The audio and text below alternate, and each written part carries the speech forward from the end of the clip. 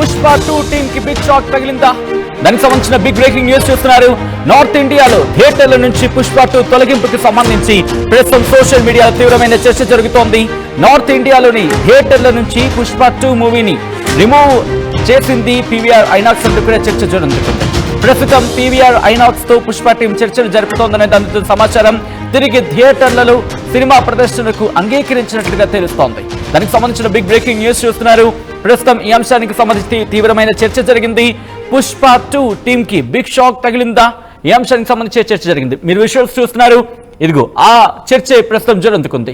Pushpa 2 removed from all PVR INOX chains in North India from tomorrow అంటూ కూడా December 19th ప్రస్తుతం ఈ అంశానికి సంబంధించి చర్చ జరుగుతుంది. ఆ తర్వాత Pushpa 2 PVR INOX agreement issue now resolved, open in fact shows opening slowly one by one అంటూ కూడా చెబుతున్న సిచ్యువేషన్. ఇప్పటికే పుష్ప ఇన్ఫాక్ట్ నార్త్ ఇండియాలో ఒక ఉవ్వెత్తున వెళ్ళిపోయింది. దాదాపుగా 650 కోట్లు క్రాస్ చేస్తుందంటే అర్థం చేసుకోవచ్చు. 650 కోట్ల రూపాయలని కలెక్ట్ చేస్తుందంటే ఏ స్థాయిలో నార్త్లో దూసుకుపోతుందో మనం అర్థం చేసుకోవచ్చు.